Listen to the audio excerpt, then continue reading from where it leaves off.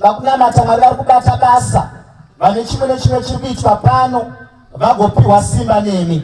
Tinozviziva kuti patinoungana kudai Satani anoita manyavu, anoita manyemwe. Tinomuderedza tichimutsika nezita raJesu, tichitaura ropa regwayana, tichitaura Mwari kupiwa simba. Tinokutendai nekuda kwezviri pedu nhasi.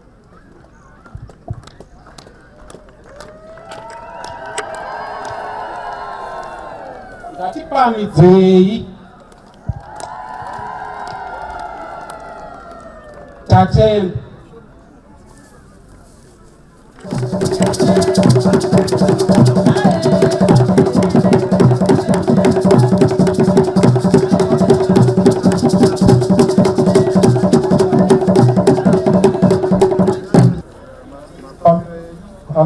kuti muri madzimai echidiki chaizvo chamamire mukati mazonzwa ngoma dzarira sei. Aiwa, tiri kuedzeserawo zvishoma zvishoma chinyakare. Ndimi unotitungamirira chamamire.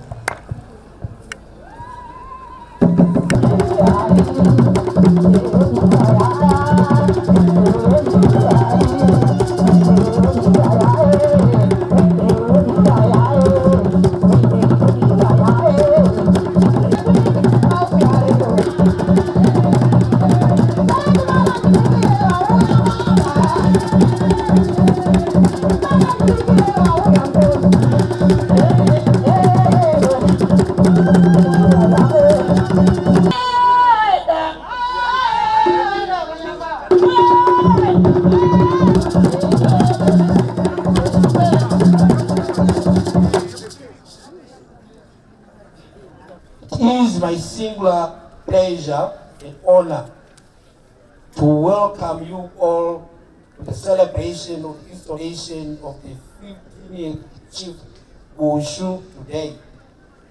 This shall be a memorable day to all of us, especially the Bushu family and the people of Shamba in general, to witness the investiture of gracious Mukanwa as the new substantive Chief Bushu, who was appointed by His Excellency the President, Comrade Dr. E.D. Mnangagwa, on the 27th of February 2019.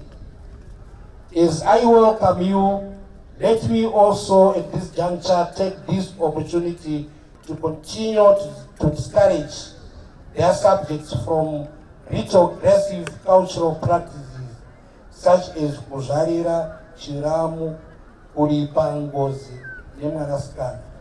These practices are backward, unlawful, and subject our children into misery and poverty if they are not given the chance to decide on their own. Ese alipano tinokutenda inokuya kwenyu kupa mtambo ukadai unoisonakidza zvakadai. Saka tinotenda vakuru vedu vemadzimambo vari pano, vakuru vacharipira vari pano nevamwe vavo. Ana baba, tiri kukutendai zvikuru. Mafamba kubva kudzimba dzenyu, kumisha kwenyu, muchiuya pano kuti tizoita basa pamwe chete. Chokutanga regai ndikutaurirei kuti umambo hwedu isu kwaBushu hunofamba sei. Zvatinoita ndozvokuti kana mumwe mambo achinge apfuura kana kuti afa, kwamudziti vanouya kuzotaura kuti muriro kwaBushu tiri kuda mumwe mutungamiriri tsangamiri. Nokudaro isisu tinodaidzana pamhuri dzedu togara pasi kuona kuti umambo uhu nhasi huri kuenda kupi, nokuti isisu dzimba dzedu impiri. Ndo mafambiro anoita umambo hwedu. Zvandambotaura kuti hwaigadzwa nemhondoro. Saka nhasi mhondoro hakusisina, dzakaparara panguva yehondo, hakusisinai. Isisu takutotemba nokuhofisi yehurumende sokuungana kwatikaita pano. Saka muchidimbu Noda kuti nditende vanhu vese vauya pano nouwando hwavo. Ndikatotarisa ndinoona fanika zvatinongoenda tiri kukungurira kuti kunouya zviuru zvevanhu ndo zvakaita pano. Chimwe chandingakutaurirei chomahara chandifadza ndochokuti inini ndakaberekwa musi wa6 mwedzi wakare unoyu waMei 1932. Saka ndiri kuserebhureta umambo hwemwana wangu nobheside yangu, makomborero makuru, Mambo Bushu watambirwa mwana wangu. Regai ndichitaura kumwana wangu, vakuru vangu vari mutendomo vanozviziva. Mambo haadiwe nevanhu vese. Chinoshamisa ndechekuti mambo anoda vanhu vese. Zvirema, mapofu, chembere, harawa, chirikadzi, vese vanodiwa namambo. Saka ndiri kutaura kwauri mwana wangu kuti aiwa mambo hasarure nyama norupanga. Haadaro. Tauya kuzotambira kupemberera chirungu welcoming umwe wedu mambo achagadziwa pano nhasi naminista vari pano. Bada kuti mambo vapinda vaite laki, dongoti ilaki hausi nyama ilaki, vapinda mumwedzi inotevera iyi nyika mutemo mutsva, kune mutemo mutsva unoti mambo uchachatisa. Saka vanhu vachawana michato kuna mambo wavo. Mamonda pana mambo tavane mutemo wakuti mambo achatise. Takapedza muparliamendi wavo, takapedza president vakusaina, vangosaina. Uchaona muchinzi mapepa rakanaka raikwa resignature ramambo radhindiwa, muchato unosungise munhu wangofanana newaunowana kuna majasiti kana kuti vamunoti kuchechi. Saka vasina michato vava vasinambochata vaya vangoti zvokuinda kushambha kupi kure mongozofamba neshoka pana mambo kuti ainda garamu nemakore 30, 40, 50, 60 taakuda kuchatiswa mambo. Munenge muchizochatiswa movaoneka bepa renyu rabva kuna mambo uri muchato chaiwo uri pamutemo. Asi ndoda kujekesa pamutemo uyu pane nhema dzakafamba pamwedzi yapera iyi. Nhema dzakafamba dzakati epo zvino panochata munhu munyika munomu hakuchadiwi pfuma kana kuti lobola. Makambozviona zvaibuda munonzi musocial media kwai kwauya mutemo mutsva. Inhema zvapinda madzimambo mukuchatisa umu zvabva zvasunga chivanhu panyaya yekuroora. Mutemo uyu usati wapasa muparliamendi, takambonetsana kuparliamendi ikoko, wakabva kupasiwa kunonzi kunational assembly kune maMP akawanda. Uchibva wauya kwedu tikawana samadzimambo kusenate, tikaona mumwe kaminama, tikamuramba, tikati haupasi kwemwedzi miviri, nekuti isu mazimbondi aiti kana ndichichatisa samambo ndinototenga ndabvunza kuti wewe wakaroora here?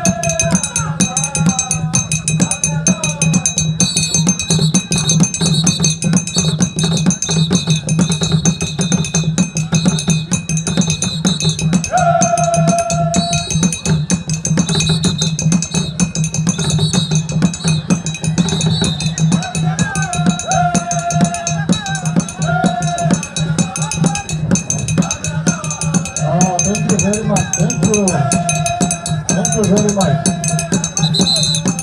Right, akafaira kenyika kokakama mamakorowa zvenyika makopfuuri yako yakuno.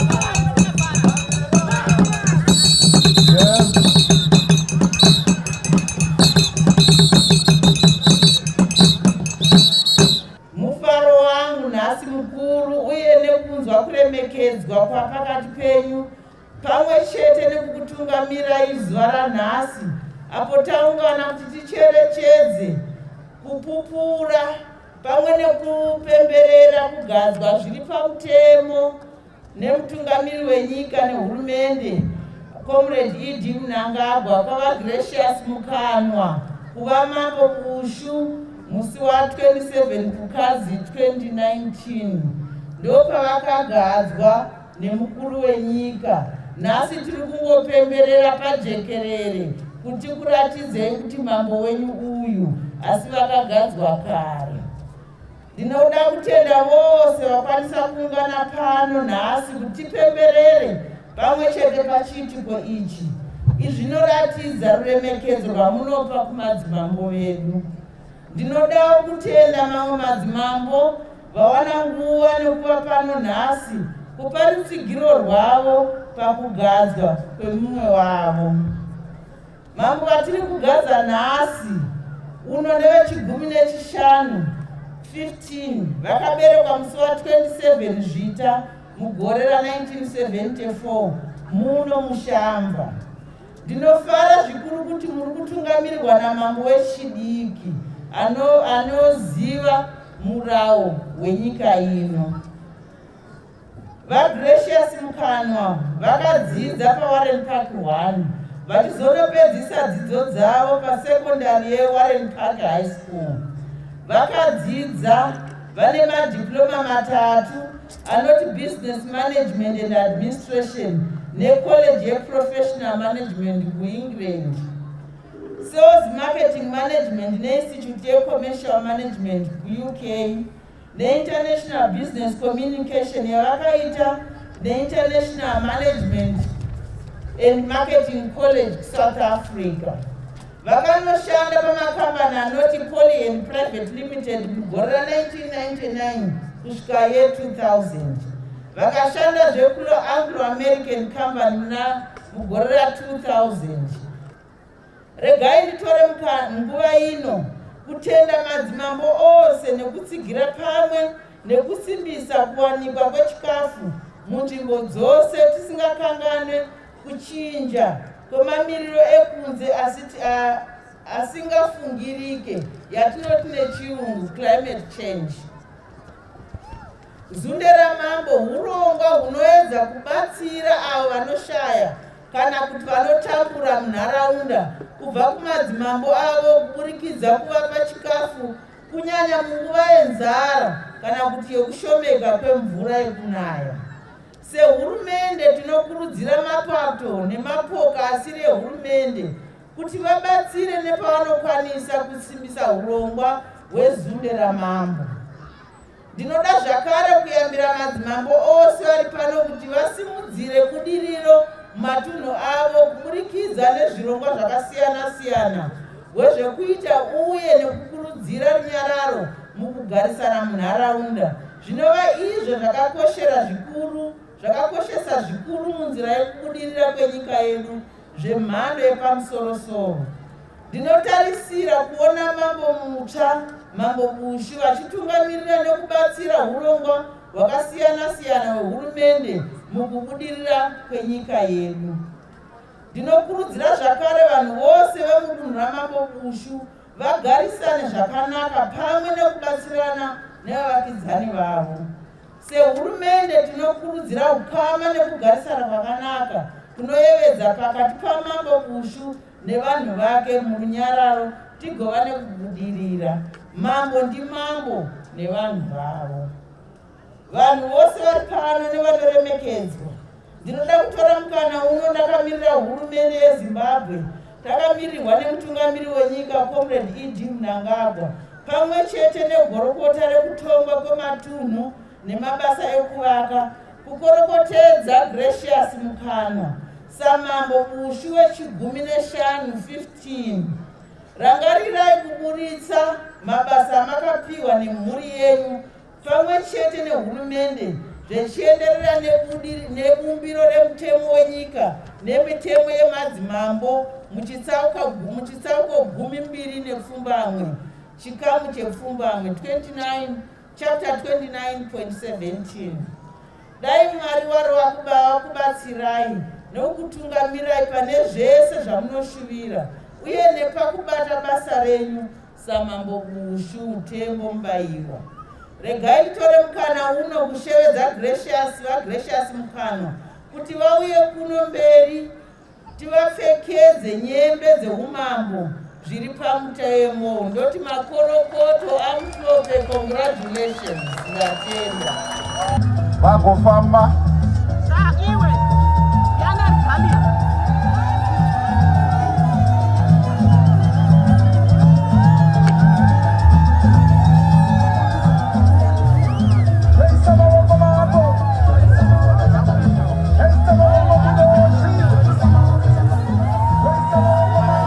kwa Bushu inotungira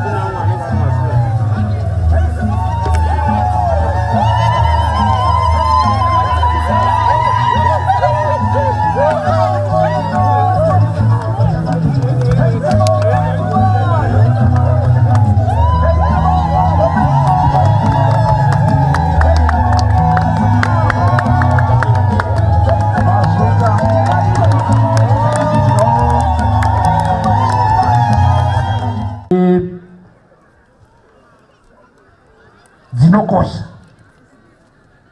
It's not by accident kuti munhu anzi mambo. Haungopikwi kunzi mambo, asi unofanira kunge utori munhu wedzinza iroro. Ndoti madzimambo hapaiti maelections, but vanodomwa neverudzi rwekwavo.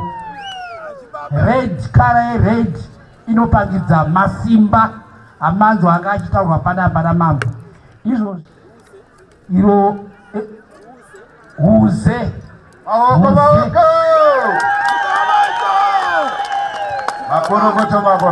ndo rinopangidza kuti uri mambo. Ukangoona huze chete yamambo iyi unobva watongoziva kuti ndi mambo. Uyu ndi sadunu kana kuti ndi headman, uyu ndi sabhoko.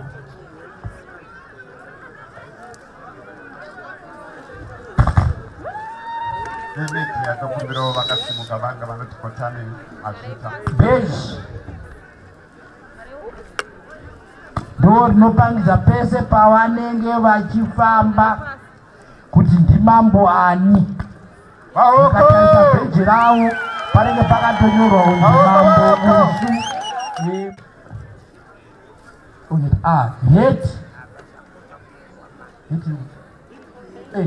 Heti wakupiwa heti yamuri kuona iri kufamba iyo. Haisingori heti inongopfekwa choka nemunhu wese, inopiwa munhu anoremekedzwa. Iheti ine chimiro ende ine utongi. Inopangidza kuti pavanenge vachifamba ndo tsvimbo yamambo. Zvavari kupiwa nekuremekedzwa kubva kuhurumende zvamanzwa zvichitaurwa naguest of honor napresident weNational Chiefs Council kuti madzimambo vanotonga zviri pamutemo. Institution inoremekedzwa nehurumende, saka vanenge vachitonga vari mubumbiro renyika yeZimbabwe constitution.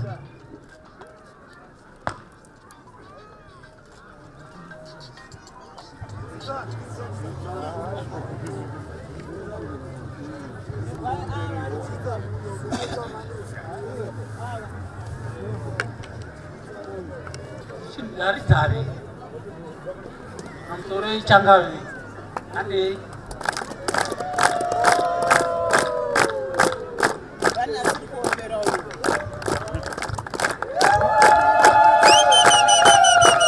Aiwa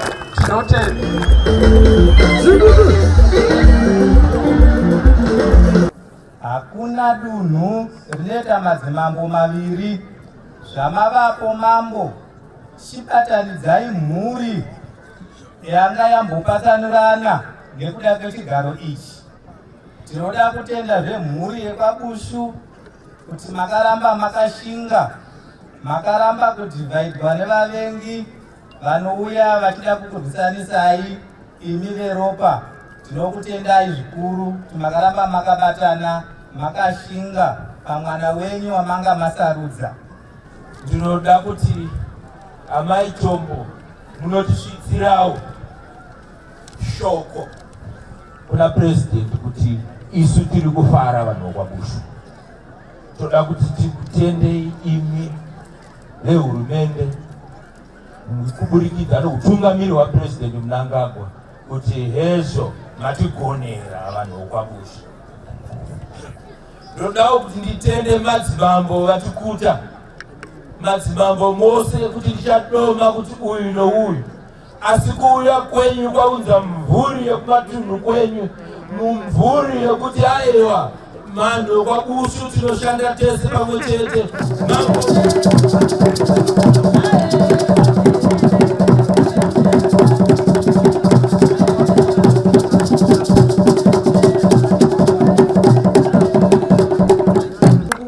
Chamamire mukati mazonzwa ngoma dzarira sei. Aiwa tiri kuedzeserawo zvishoma zvishoma chinyakare. Ndimi unotitungamirira.